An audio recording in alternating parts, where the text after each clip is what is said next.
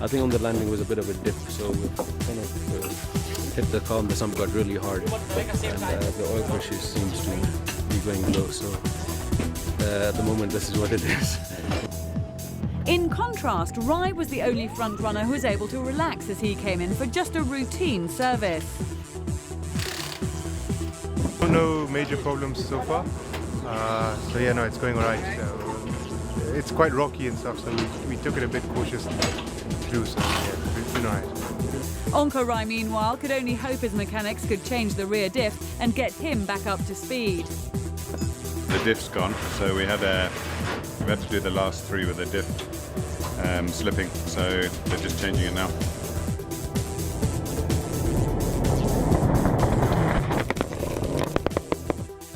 The crews then headed back to Nucleus and the second run through the sugarcane doglegs. The top crews had managed to sort out their mechanical woes and a fierce battle was set to commence on the second loop of the morning stages. Chaga had managed to sort out the oil problem, but incurred a time penalty for arriving late at the start of the stage. He went fastest, but once again dropped back to 8th overall.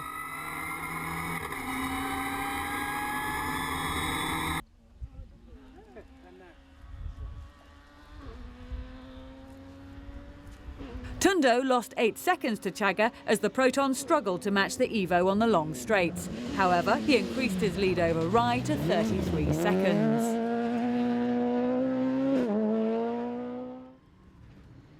Rajbir Rai was third fastest, just 2 seconds slower than Tundo, and held on to third.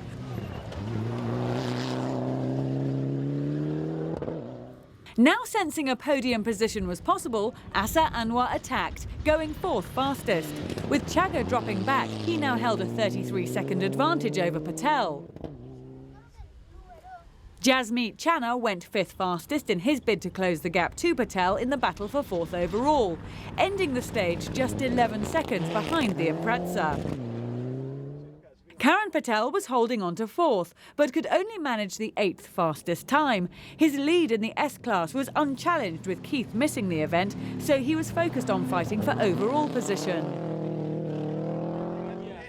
Steve Mwangi was 6th fastest on the stage, slowly recovering positions, moving up to 13th overall. Ronak Shah was 7th fastest and moved back into 6th overall, now just 10 seconds adrift of Jasmeet Channa. Ghalib Haji was 9th quickest as he battled to keep his top 10 position from Fahaz Khan, the pair now separated by a mere 6 seconds. Khan, however, was enjoying the battle, back behind the wheel of his N12 and determined to overhaul Haji for 10th overall. Duncan Mabiru held on to 7th overall, but his Impreza was sounding flat and he would eventually be forced to retire. We do look forward to seeing more of the Ugandan on future visits to Kenya. Onka Rai had managed to fix his problematic diff, but now damaged the oil cooler on a jump. Thinking the turbo pipe had come loose, the crew decided to drive onto the end of the stage, but ran out of oil and the engine seized. Soman was again fastest, but this time Khan was just 2 seconds slower. He'd upped the pace, getting great rhythm from the Porsche. However, he still trailed the Escort by 90 seconds, and the only way he was going to overhaul Soman was if the Escort driver hit trouble. Varese set his first fastest time as he went on the attack, 5 seconds quicker than Wenda and closing in on the ailing Run-X of Bengi. Wenda was determined to fight to the end and also pushed, hoping to force Varese into a mistake. Now with his engine down on power, Bengi was struggling and lost another 30 seconds to Varese, his lead slowly slipping away. Next, the crews returned to Chemelil for a repeat of the morning's long stage to Songho. But now the road had dried out, with new ruts and holes appearing after the earlier first run. Baldiv Chaga knew he needed to get back into the top 3 if he was to keep his lead in the title race alive. He once again attacked, going fastest and moved back up to 5th overall.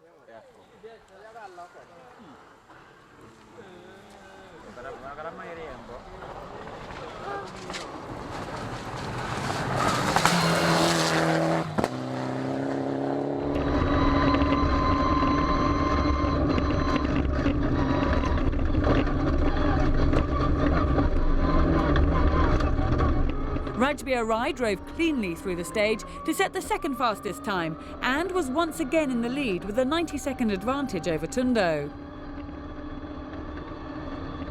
We now ride on board the Evo 10.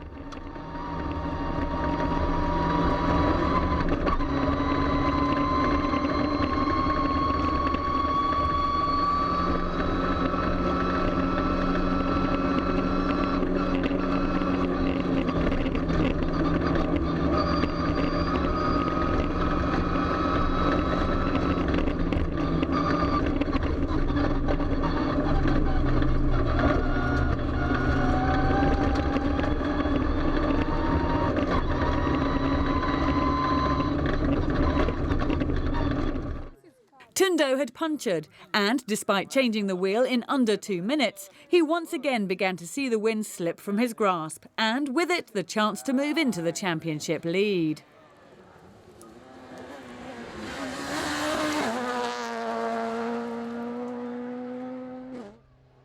Determined to hold off his rivals and keep a podium position, Azza Anwar set an identical time to Karan Patel as the pair battled for position. Karan Patel set the joint third fastest time, once again stunning his rivals with his pace on the event, and with one stage remaining, he held an 11-second advantage over Chaga in the battle for fourth. Channa was once again fifth fastest on the stage, but lost out to Baldev Chaga and slipped back to 6th overall. However, he had increased the gap to Ronak Shah to over a minute to cement his position. Steve Mwangi was 6th fastest, moving up to 9th overall. However, he would roll on the final stage, limping to the finish and dropping back to finish 15th overall. After Onka Rai's luck ran out, Haji moved up to 8th overall. He also pulled clear of Khan after the N12 driver lost time, and he now held a comfortable 3-minute gap over Mwangi. Fahaz Khan punctured and lost over 3 minutes, but moved into the top 10 as Mubiru too continued to struggle. Aslam Khan set the 10th fastest time on the stage, finally getting the better of Soman and taking 47 seconds off the escort's lead.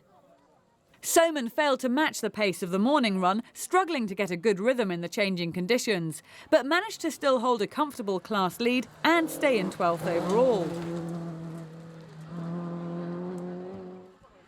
Mwenda went fastest in the sprinter to take 43 seconds off Varese lead, but with one stage remaining, it was unlikely he'd catch his rival.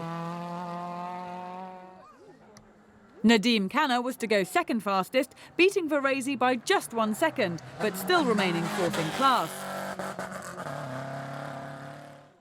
Varese set the third quickest time, but could now afford to relax. With just one stage remaining, he had over a minute cushioning between him and the hard-charging Mwenda.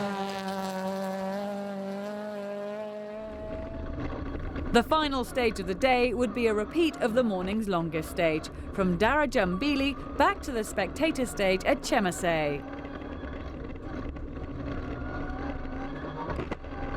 Rai held a comfortable lead now, but a puncher could put Tundo back in front. Never one to back off, Tundo once again flew through the stage, setting the fastest time but looking unlikely to pull back the full 90 seconds over 30 kilometres. He did manage to beat Rai by 56 seconds, but it wasn't enough and he'd have to settle for second once again.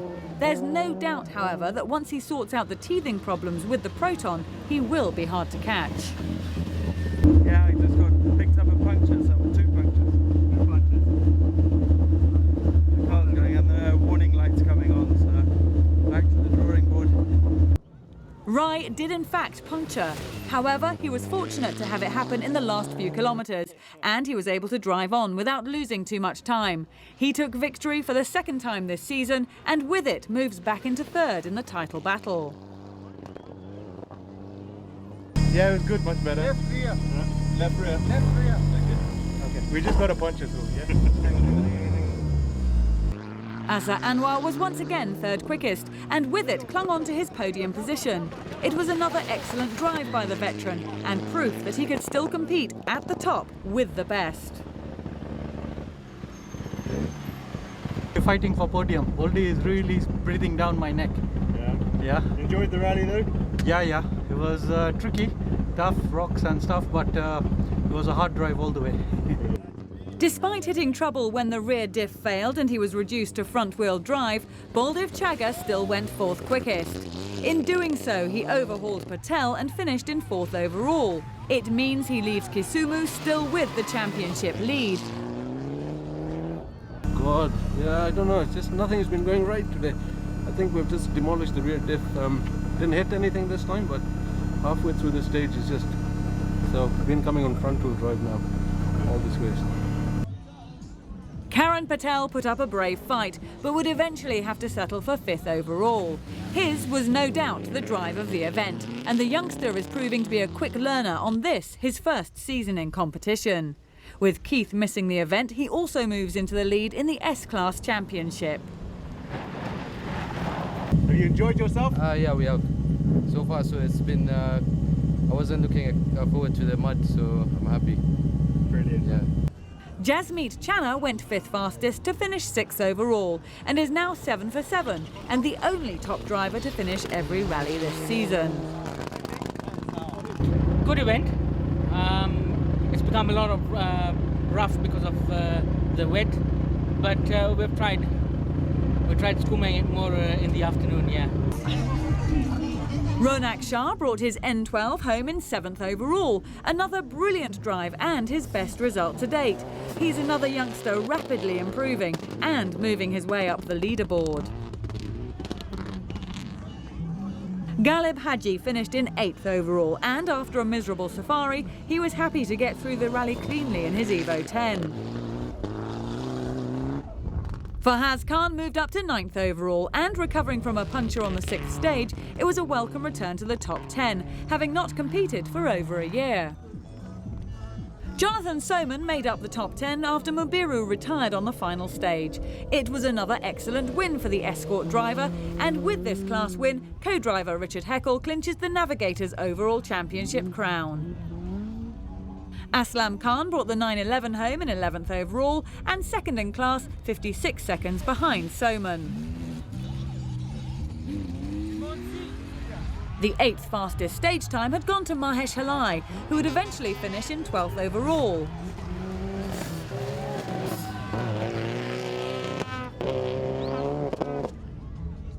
Leo Varese clinched the class win after Bengi retired and now just needs a finish on the final round to take the F2 class title for 2014. Kisumu has always been good to me. We won here in 2010. 2012 we just finished, we had problems, and last year we couldn't make it. But I enjoy Kisumu. Only 19 cars returned to the finish ramp after the lowest entry of the season so far. However, the Kisumu organisers once again laid on an excellent event, the rain that had been forecast holding off until the evening. The finish and prize giving was held beside the service park, with thousands of fans eager to enjoy the celebrations. Rajbir Rai recorded his second career victory after a clean drive that had seen him make no major mistakes. The victory that much sweeter, having had to retire from the previous 2 rallies, and once again proving he is a potential champion in the making. Cursing on the luck that saw him lose out both on the event and in the championship battle, Tundo did, however, secure 2nd place overall, ensuring the championship race will go down to the wire on the final round.